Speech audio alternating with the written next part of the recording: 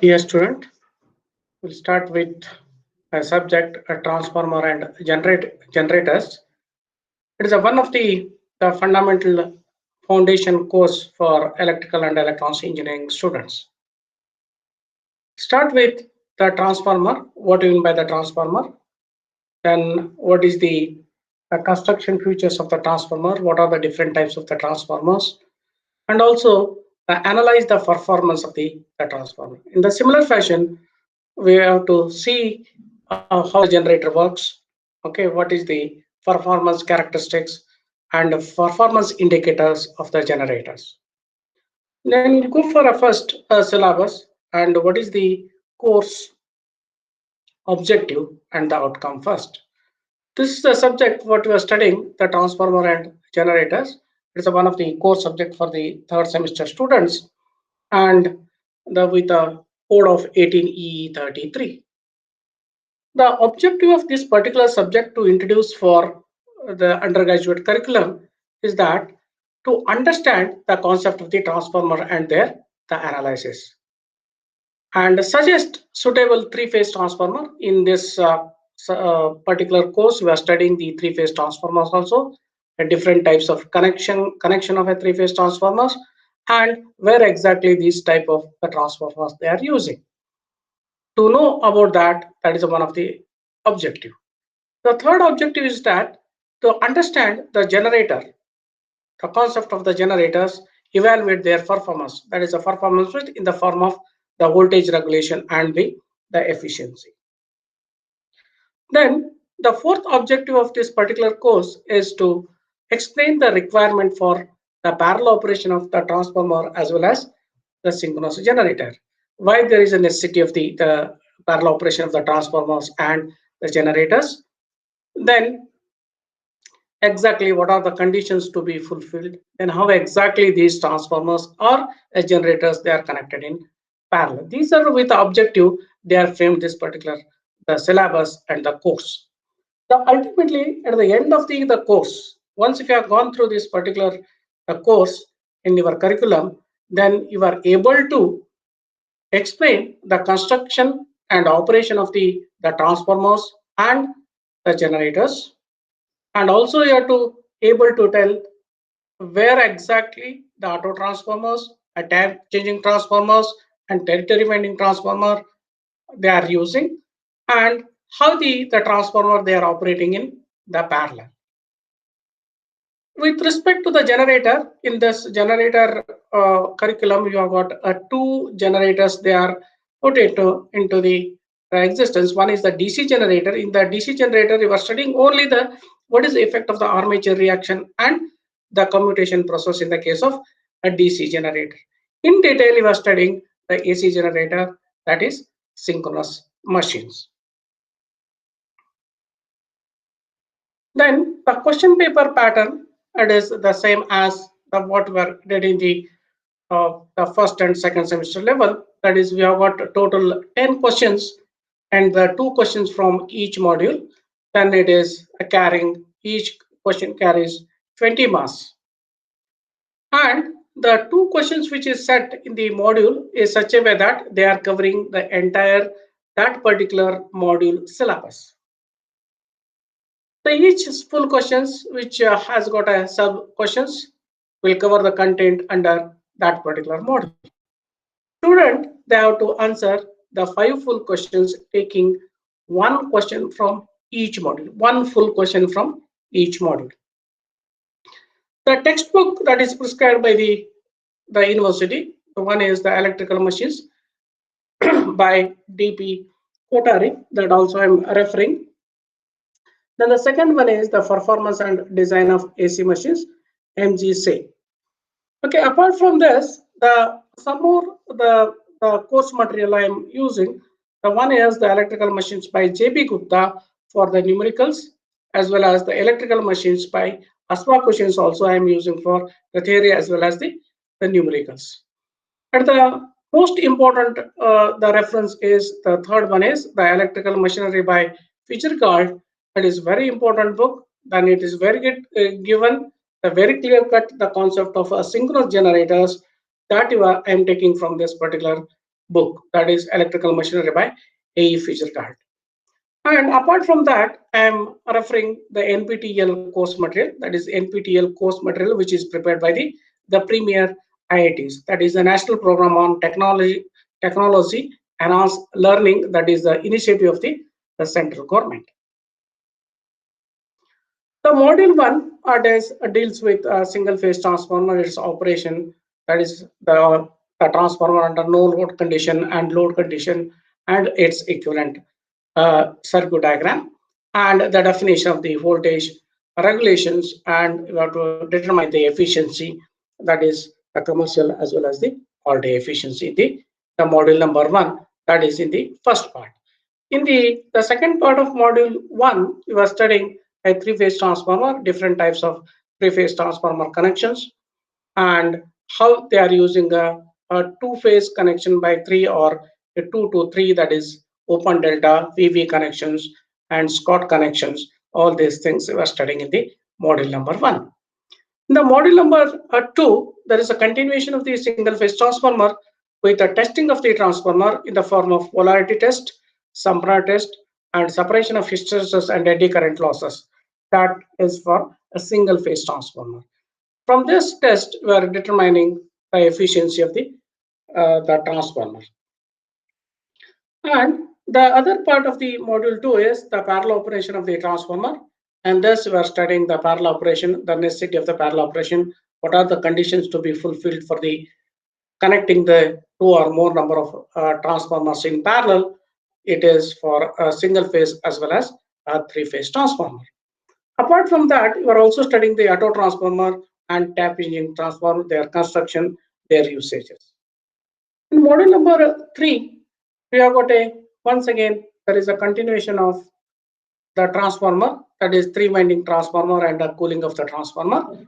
And there is a small bit of portion they are covered on direct current generators, and thus what is the effect of the armature reaction on the generated voltage, and also what is the commutation process in the DC generator, that you are studying in the module number 3.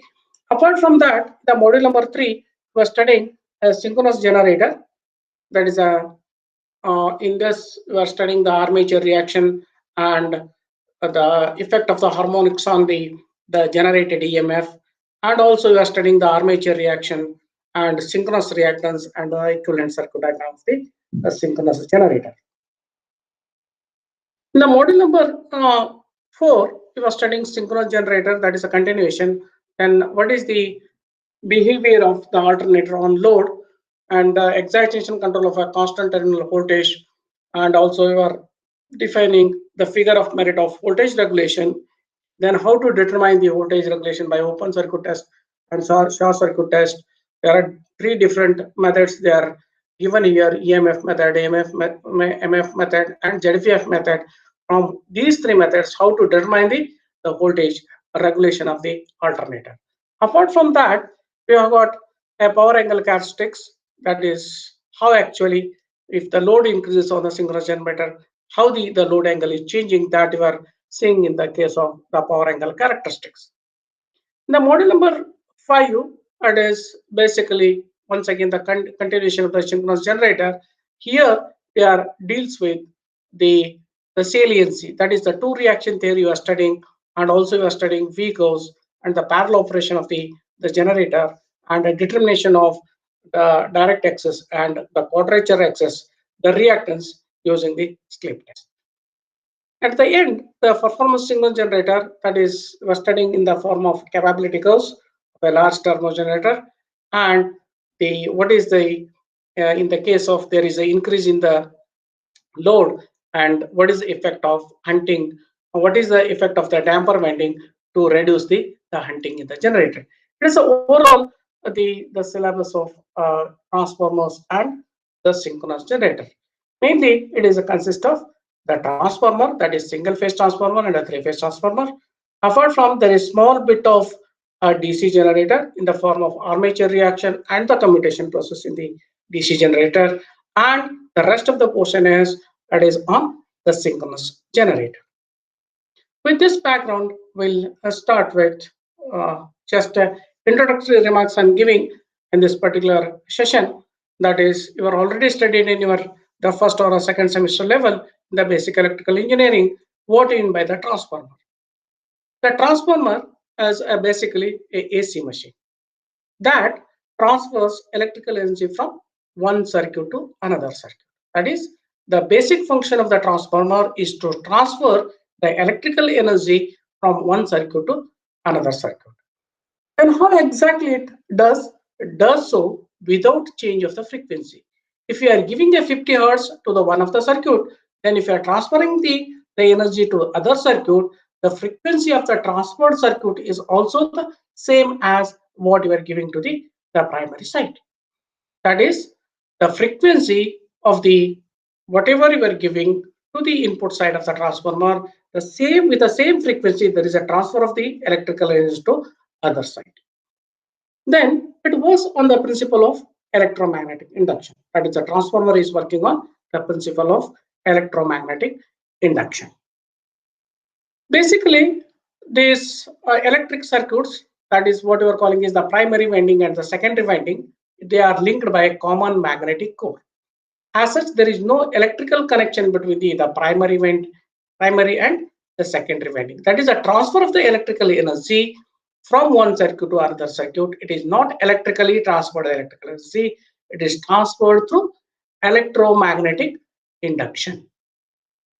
Its basic construction, we know that as such there is no moving part in the case of the transformer. Therefore, this particular machine is called as that static transformer, because static means as such there is no moving part in the transformer. Because of that, you have observed that is the efficiency of the transformer is greater than all other machines. All other machines means it is greater than the rotating machines. In the case of the rotating machines, you have got additional losses in the form of friction and windage losses.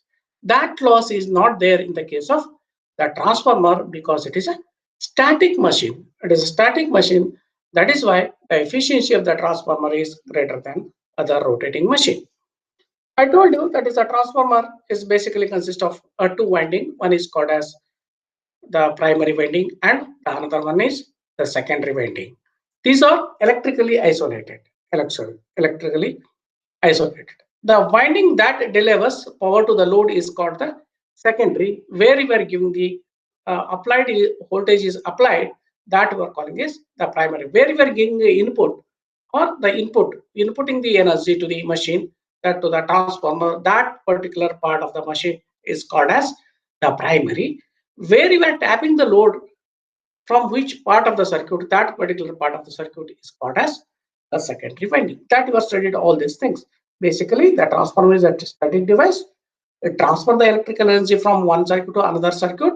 It is transferring the electrical energy by the electromagnetic induction principle, and the frequency of the transferred energy is same as the whatever you are giving to the transformer.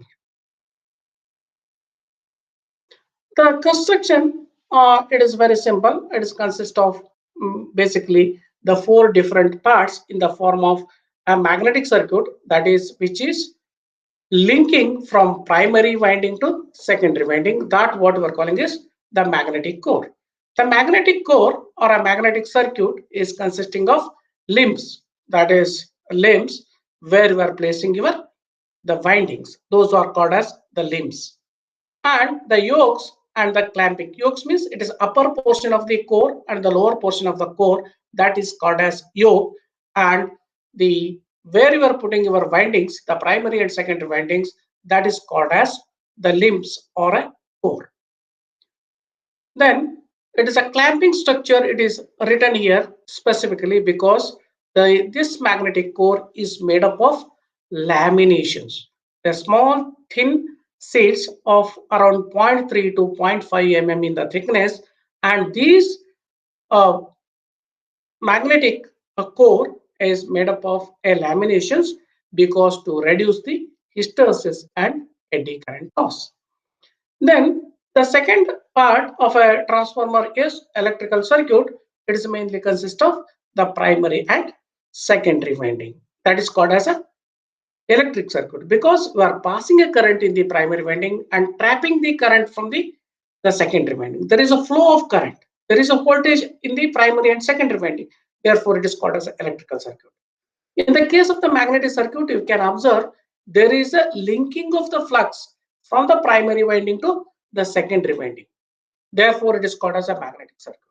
Electrical circuit means there is a flow of current, there is a voltage in the across the primary and secondary. Then the third part, what we are calling is electrical circuit. It is basically consisting of insulation at the different places in the transformer. You have to insulate each other. I told you that is a transfer of the electrical energy from primary winding to secondary winding. It is transferred the electromagnetic induction. It is not transferred directly from one circuit to another circuit. It is electrically isolated. Electrically isolated means each and every part of the in the construction of the transformer, it should be insulated. That is in the form of the magnetic circuit is made up of laminations. Each lamination should be insulated each other. Each small 0.3 to 0.5 mm thickness laminations are insulated to each other. Okay, otherwise your purpose will not be solved because there is a possibility of the hysteresis and eddy current loss. Therefore, you have to make an insulation between the lamination. That is one part. Then there is a lamination between the primary winding and the secondary winding. There should not be any connection between the primary winding and secondary winding. Therefore, there should be a lamination. Then each winding is made up of turns. Each turn should be laminated. Apart from the turn, there is a number of layers of the turns. Each layer should be insulated. Therefore, at every part of the circuit, it should be insulated. It is insulated between the lamination of the magnetic circuit. It is the lamination between the windings. It is a lamination between the turns. It is a lamination between the layers of the turns.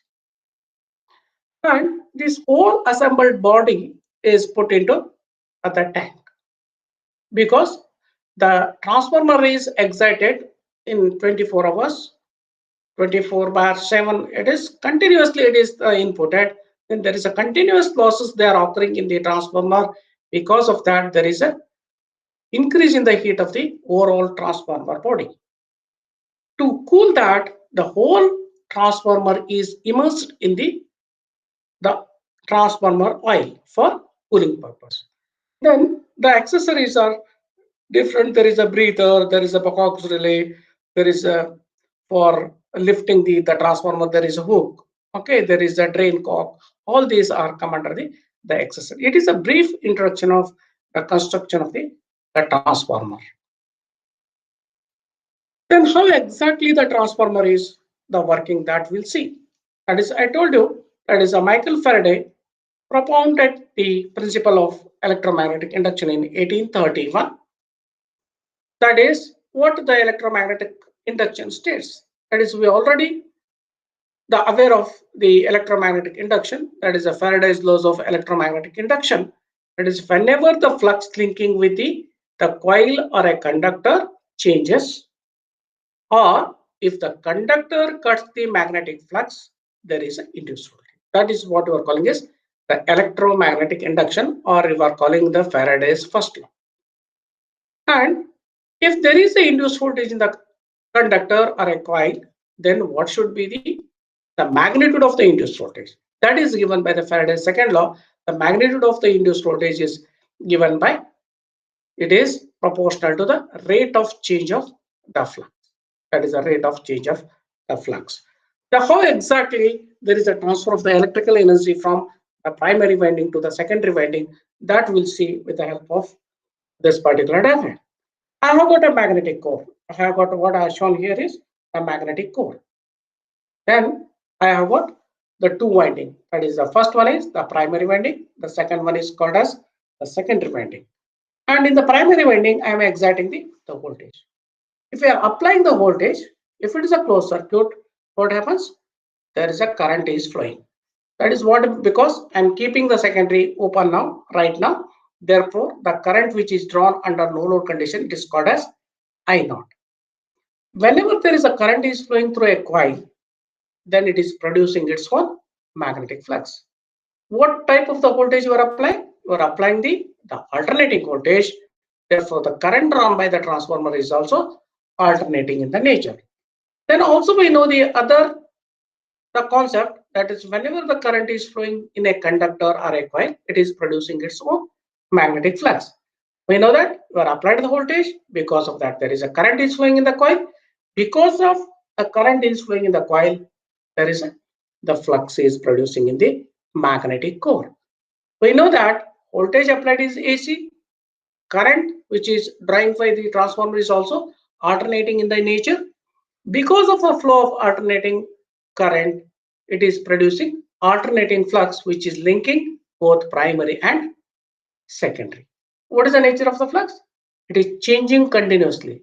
Then you apply the Faraday's first law. What is that? If the flux linking with a conductor changes, there is an induced voltage. Because of application of the voltage, there is a current is flowing. Because current is alternating in the nature, it is producing alternating flux. Whenever the flux is changing with respect to a coil, then there is a induced voltage. Therefore, what I am showing here is there is a flux is changing, flux phi, then which is linking both primary and secondary. Therefore, there is a voltage induced in the primary, that is called as E1, that is called as self-induced voltage, because the flux linking with its own coil is changing. Then the voltage which is induced in the secondary, that is E2, is called as mutually induced voltage, because the voltage is inducing in the secondary because of change in the flux in the primary winding. Then what happens? Because we know that there is a voltage is available across the secondary winding. Voltage is available. If you are connecting any load, then it is capable of delivering the power. Where you are given the power? You are given the power in the primary winding in the form of V1. I'll show you here. I'm connecting a load here. Therefore, E2 is induced voltage because of the E2, and if you are connecting a load, it is start delivering the current I2. Therefore, where we are getting this V2 into I2, that is a what apparent power what we are getting across the load.